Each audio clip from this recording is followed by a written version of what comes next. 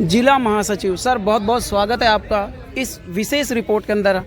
आज हम बात करने वाले हैं लोकसभा चुनाव 2024 जो कि 7 चरणों में संपन्न होने जा रहा है और करीब करीब 1 महीना बचा है। किस नज़रिए से देखते हैं 2024 के लोकसभा चुनाव को?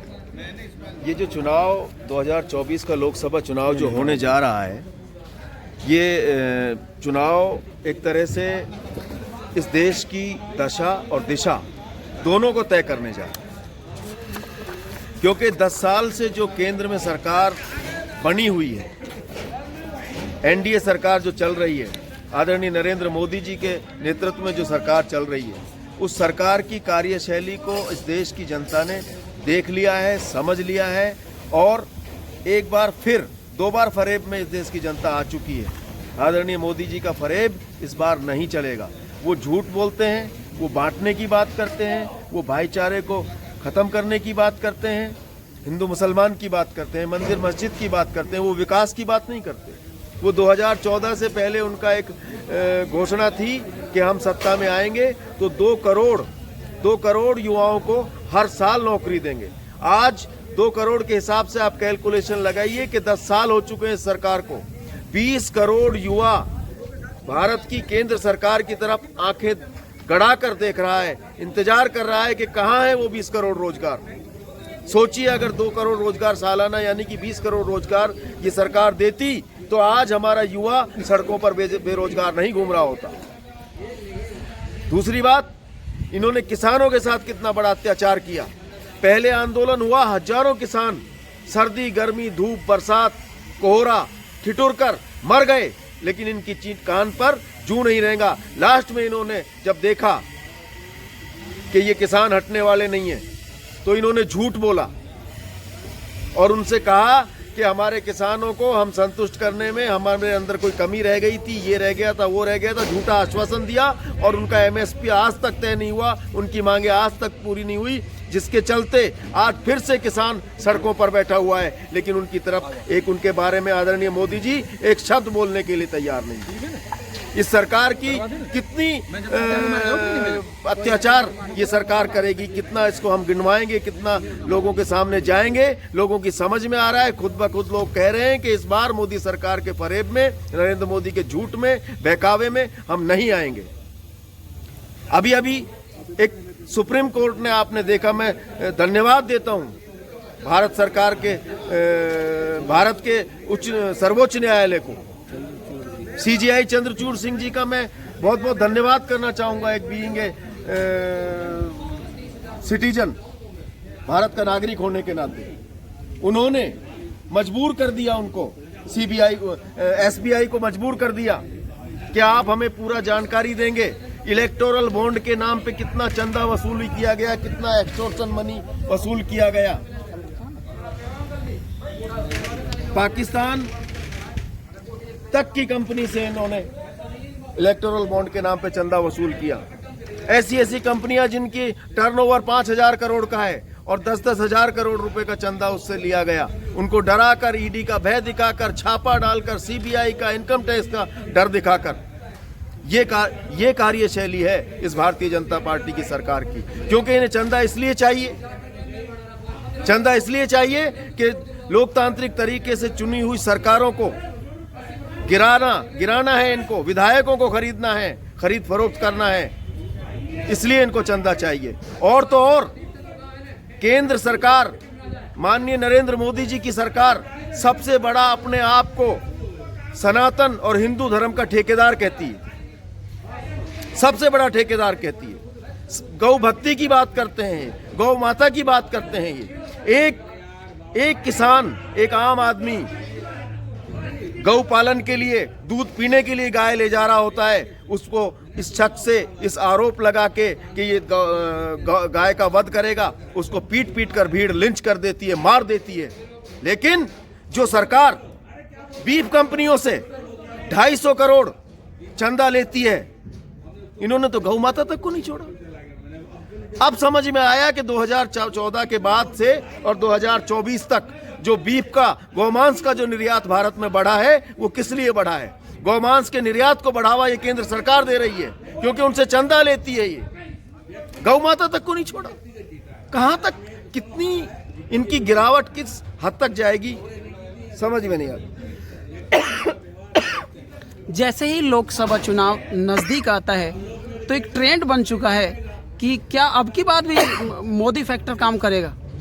कोई मोदी फैक्टर नहीं है वो।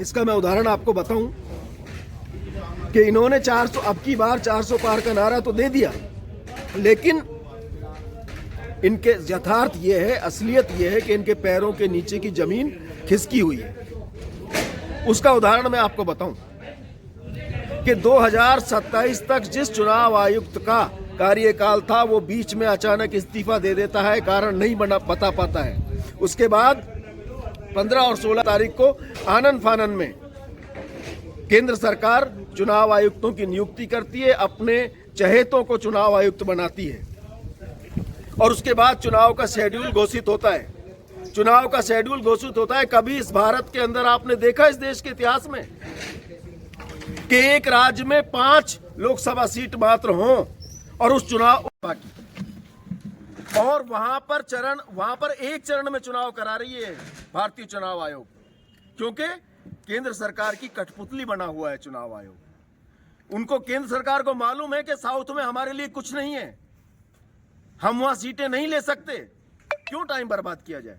हाँ, बिहार में हम नफरत फैला सकते हैं, हिंदू मुसलमान की बात कर सकते हैं, वहां की 40 सीटों पे हम 7 चरण में 7 फेज में चुनाव कराएंगे हम, क्योंकि वहां हम नफरत फैला सकते हैं, हम संभावना है, जबकि वहां भी वोट नहीं मिलेंगे। देश समझ चुका है, बिहार ही नहीं पूरा देश समझ चुका है कि अब नफरत, हिंदू मुसलमान, भारत पाकिस्तान, ये नहीं चलेगा। विकास की बात होगी, रोजगार की बात होगी, किसान की बात होगी, भ्रष्टाचार मुक्त भारत की बात होगी।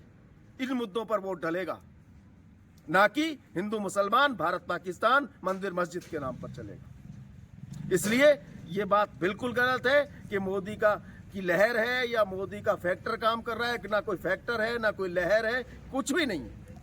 लेकिन वकील साहब, हम तो ये देख रहे हैं कि लगातार ये गारंटी दे रहे हैं कि भाई इसकी गारंटी है, इसकी गारंटी है। आपके पास क्या गारंटी है? हमारे पास गारंटी आप ये देखिए।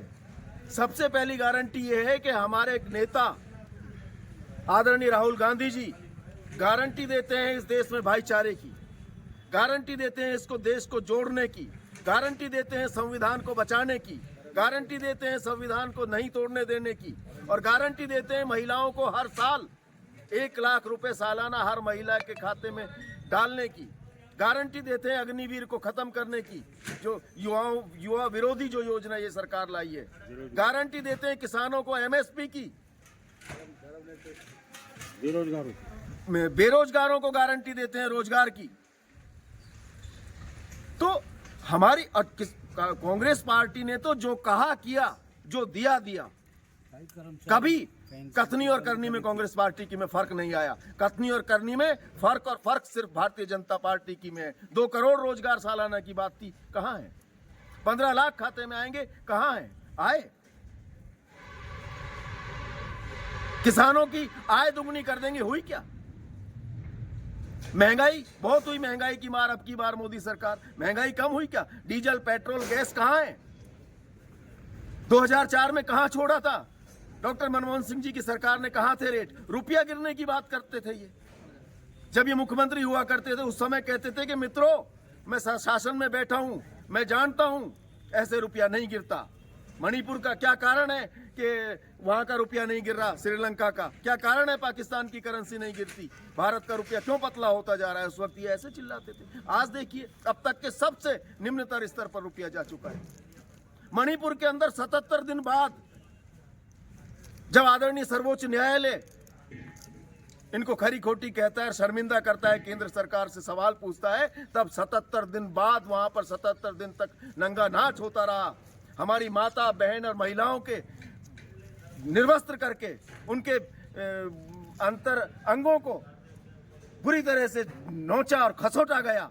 उस पे इस व्यक्ति की उस पर इस व्यक्ति का एक स्टेटमेंट नहीं आया। 77 दिन बाद ये बोलता है, आज कहता है कि मेरा भारत, मेरा परिवार। क्या मणिपुर इस प्रधानमंत्री नरेंद्र मोदी का परिवार नहीं था? वो भारत से बाहर है, वो पाकिस्तान में है। कहते थे ना खाऊंगा ना खाने दूंगा। उसका खुलासा आदरणीय चंद्रचूड़ सिंह जी ने कर ही दिया, जो मैंने अभी पहले आपको बताया कि इन्होंने बीफ कंपनियों तक को नहीं छोड़ा, गाय तक की दलाली कर दी इन्होंने। लेकिन सर हम बात करें लोकसभा 2024 के चुनाव की, जैसा कि काफ़ी जो सीनियर कार्यकर्ता थे जिन्होंने दामन छोड़ दिया, उनके बारे में आप क्या चाहेंगे? ऐसा है, जिन्होंने जाना था वो चले गए, सीनियर थे वो तब तक जब तक कांग्रेस में थे। आप देखोगे, हम भी देखेंगे, अलवर लोकसभा क्षेत्र की जनता देखेगी, और जहां भी कांग्रेस छोड़कर जो लोग गए हैं उनका वहां पर जो सम्मान कांग्रेस में था वो वहां पर उनको नहीं मिलने वाला, और ना उनका कोई जनाधार बचा है। रही बात छोटा मोटा कोई टिकट मांगता है, टिकट नहीं मिलती है, विरोध करते हैं, चलता रहता है, ये कोई नई बात नहीं है। इससे कोई कांग्रेस के चुनाव पे, लोकसभा के चुनाव पे कोई फर्क नहीं पड़ने वाला। लेकिन हम देख रहे हैं यहाँ पर भाई ललित यादव को टिकट दी गई है जी, उधर की तरफ से हम देखें कि भाई भूपेंद्र यादव जी को टिकट दी गई है जी। दोनों यादव हैं, क्या कुछ नया होने वाला है अब की देखो बात? ऐसा है, जब यहाँ भारतीय जनता पार्टी के सामने हमारी कांग्रेस पार्टी ने यादव प्रत्याशी उतारा है, निश्चित रूप से वह जीत कर गया है और संसद में उसने प्रवेश किया है।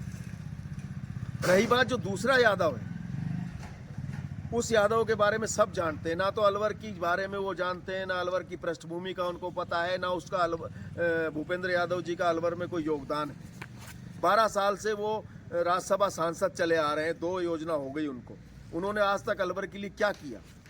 अलवर के बारे में आप कहीं ग्रामीण में तो छोड़िए, अलवर शहर के बारे में उनको ये नहीं पता कि होप सर्कस कहाँ है, मोती डूंगरी कहाँ है, और वहाँ का हॉस्पिटल कहाँ है, और कलेक्ट्रेट कहाँ है। को साथ लेकर के चलने वाली पार्टी है। गरीब अमीर के बीच कोई खाई नहीं डालती है, ना किसी धार्मिक पैदा करती है, इसलिए हम कांग्रेस के साथ। मेरे साथ में बाबूजी और मौजूद है। बाबूजी एक बार इनको भी माइक दे दीजिएगा। बाबूजी आपका भी शुभ नाम जानना चाहेंगे? मेरा नाम पुरुषोत्तम शर्मा है। पुरुषोत्तम शर्मा जी, क्या कहना चाहेंगे लोकसभा चुनाव के बारे में? लोकसभा में ऐसा है जी, ये स्थायी है ललित जी, अपने लोकल देहाती वैसे हैं, और जनता का रुख भी यही बना हुआ है कि इन्हीं को ही जिताया जाए, और काफ़ी वोटों से जीतेंगे। आप तहे दिल से साथ हैं? हाँ जी, हम तहे दिल से साथ हैं। मेरे साथ में यहाँ पर बाबूजी और मौजूद हैं, हम उनसे भी जान लेते हैं क्या कहना चाहेंगे वो लोकसभा चुनाव के बारे में, क्योंकि काफ़ी नज़दीक है। रिटायरमेंट रेंजर साहब, अलवर लोकसभा चुनाव, मुझे तो कहीं लोकसभा चुनाव दिखाई नहीं पड़ रहा। ऐसा क्यों? अब ये क्या बताऊं, शीर्ष नेतृत्व ने टिकट ही ऐसे व्यक्ति को दे दिया तो कहीं कुछ रुकावट ही नहीं उसके सामने। जिस रोज शीर्ष नेतृत्व ने ये टिकट का फैसला कर दिया था, लोकसभा चुनाव उसने उसी रोज निकाल लिया था। तो साहब ये तो गारंटी योजना निकाल रहे हैं साहब। नहीं, कोई गारंटी वारंटी की योजना नहीं है। अलवर एक ऐसा क्षेत्र है कि जहाँ पर वोटिंग में जाति व्यवस्था है, क्षेत्र में काम करने वाले हैं तो यूथ पे उनकी बहुत ज़्यादा पकड़ है, तो जो ये यूथ वोटर है आज उनकी संख्या बहुत ज़्यादा है, तो निश्चित रूप से इन लोगों का झुकाव ललित जी की तरफ रहेगा, नहीं कि मैं समझ पा रहा हूँ सुनील जी की तरफ। आपने बहुत बहुत समय दिया वकील साहब, बहुत बहुत आपका धन्यवाद। दोस्तों अगर जो कोई भी सवाल हो आप कमेंट बॉक्स में मेरे को ज़रूर बताएं, मैं ज़रूर आपके सामने उन सवालों का समाधान लेके आऊँगा। और क्या कहना चाहेंगे साहब? बस मेरा तो आपके चैनल के माध्यम से यही कहना है अलवर लोकसभा क्षेत्र की जनता से और किशनगढ़ बास विधानसभा क्षेत्र की जनता से कि आपको ये देखना है कि एक बाहरी उम्मीदवार आपके बीच में है, दूसरा भारी उम्मीदवार आपके बीच में है। भारी ललित यादव है और बाहरी भूपेंद्र यादव जी हैं, इसलिए भारी और स्थानीय प्रत्याशी का चुनाव करें और अलवर लोकसभा क्षेत्र के विकास के लिए, इसकी दशा और दिशा को तय करने के लिए अच्छे व्यक्ति का चुनाव करें और